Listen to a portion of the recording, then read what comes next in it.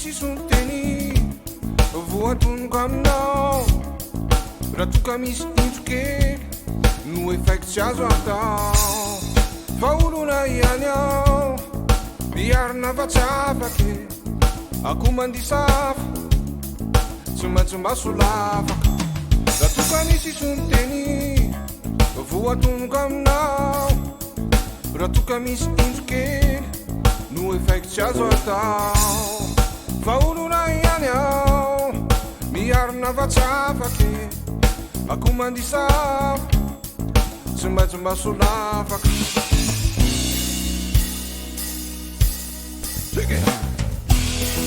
Kapohy amba hoendry anitsiko ny lalako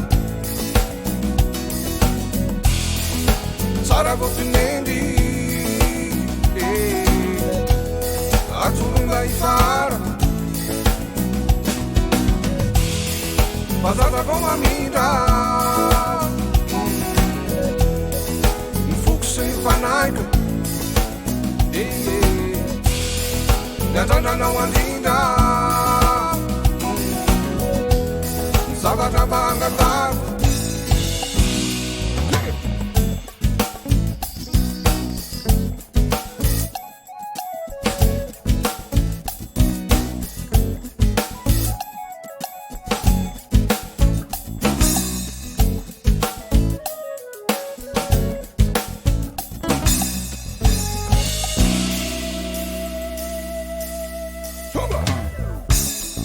Kapohy amba hoendry aizako miampita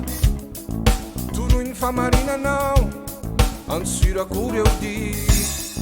fa mbola zazany ao vao mianatra mandeha Kapohy amba hoendry akataka ny se Kapohy amba hoendro aizako miampita toroy ny famarinanao ansirako reo di Mbola zazany ao vao mianatra mandeha Kapohy amba hoendry akataka ny se Sige Kapohy amba hoendry anitsiko ny lalako tsara voatinendy atolonga ifara fazaza vao mamindra ny foko sy ny fanaika ny andrandranao andrindra